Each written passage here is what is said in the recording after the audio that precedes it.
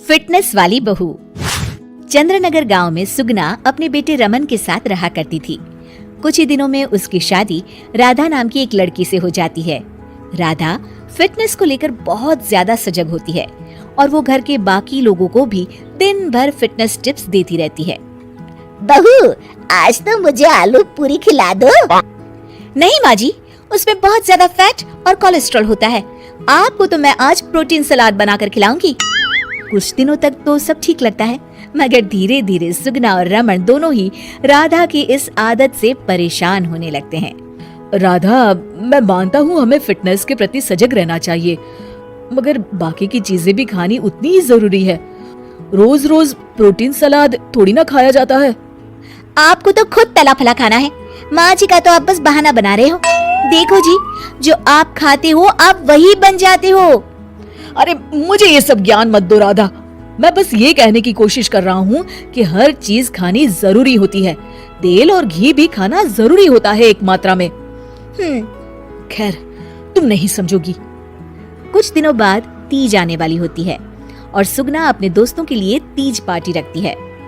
अरे बहू, आज तीज है और मैंने कुछ सहेलियों को खाने पर बुलाया है। कुछ अच्छा सा उन सब के लिए पकाना। ठीक है माँ जी। शाम को सुगना की सब दोस्त आ जाती हैं। सुगना सबको अपनी बहू से मिलवाती है। अरे वाह सुगना, तुम्हारी बहू तो बहुत ही खूबसूरत है। सिर्फ खूबसूरत ही है या गुनी भी? अरे नहीं नहीं, मेरी बहू बहुत ही संस्कारी है। घर का सारा काम भी खुद करती है। थोड़ी देर सब गप्पे मारते रहते हैं। फिर राधा टेबल पर खाना लगा देती है। खाना लगा दिया है मैंने, आप सब खा सकते हैं। सब लोग टेबल पर आते हैं। अरे ये सब क्या है? आंटी, ये पालक का सूप है और वो स्प्राउट सलाद। वो सब तो ठीक है बहू, मगर खाना कहाँ है? आंटी, यही खाना है, इससे हेल्थ भी बनी रहेगी और आप सबकी उम्र में तो यही खाना ठीक रहता है। हमारी उम्र मतलब? अरे हम कोई बुढ़िया थोड़ी ना हो गई हैं। अरे ओ सुगना, अगर खिलाना ही नहीं था तो हमको बुलाया ही क्यों? सब मूड खराब हो गया तीज के दिन, चलो यहाँ से। और ये सब बोलते हुए सब औरतें चली गई।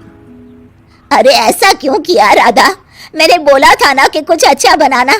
तुम्हारे फिटनेस टिप्स हर जगह अच्छे नहीं लगते। आज तुम्हारी वजह से सब मुझे इतना सुना कर गई। जाओ, अब वो पालक सूप और सलाद खुद ही खाओ। उधर रमन भी राधा की इस आदत से बहुत परेशान हो जाता है, क्योंकि वो रोज उसके टिफिन में कोई ना कोई सलाद बनाकर देती और दाल देती।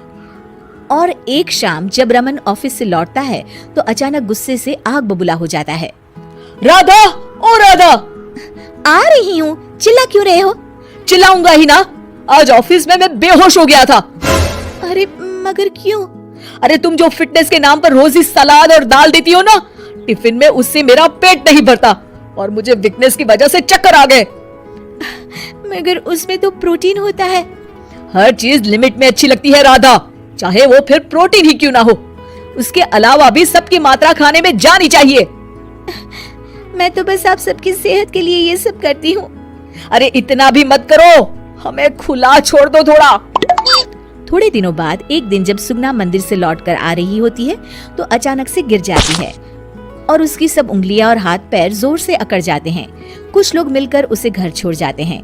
घबराई हुई राधा तुरंत डॉक्टर को बुलाती है। डॉक्टर साहब, माँ जी को क्या हो गया है? इनका पूरा चेकअप करना होगा। वैसे तो मुझे लग रहा है कि इनको गठिया हुआ है, इतना तो पता चल रहा है। गठिया? बाप रे! हाँ, गठिया। इनके घुटनों और सभी जोड़ों में जो लचक, जो चलने फिरने के लिए ऑयल चाहिए ना, वो अब नहीं है। अरे कैसी बातें कर रही हैं आप? मैं तो इनकी सेहत का बहुत ख्याल रखती हूँ। रोज प्रोटीन सलाद खिलाती हूँ और सूप भी। मतलब ये बिल्कुल भी ऑयल या घी नहीं खाती? नहीं नहीं। अरे कैसी बातें कर रही हैं आप? खाने में एक मात्रा में घी या ऑयल का होना बहुत ही आवश्यक होता है। अगर वो पेट में नहीं जाएगा तो जोड़ों में जो ग्रीस होता है वो खत्म हो जाता है। ओह, ऐसा क्या डॉक्टर? माँ जी ठीक तो हो जाएंगी ना? हाँ हाँ, हो जाएगी। थोड़ी देर बाद रमन भी ऑफिस से आ जाता है। क्या हुआ माँ? कुछ नहीं बेटा, बस ऐसे ही गिर गई थी। ये सब मेरी गलती की वजह से हो रहा है, मुझे माफ कर दीजिए आप दोनों। राधा रमन को सब कुछ बताती है। I am sorry Raman. अति हर चीज की बुरी होती है राधा, इसलिए मैं तुमको बार बार बोला करता था। तुम्हारी फिटनेस के प्रति जागरूकता अच्छी लगती है, लेकिन शरीर में हर तरह की प्रोटीन जाना भी जरूरी है। जी आप बिल्कुल सही कह रहे हैं, मुझे माफ कर दीजिए। मैं अपने हाई क्लास फ्रेंड के दिखावे और बहकावे में आ गई थी। मैं दोबारा ऐसा कभी नहीं करूंगी और माँ जी का ख्याल डाइट चार्ट के मुताबिक ही रखूंगी। ये हुई ना बात। अब मेरे लिए आज अपने हाथों से देशी घी के गर्मा गर्म आलू के पराठे बना दो, तो ही मैं माफ करूंगा तुम्हें।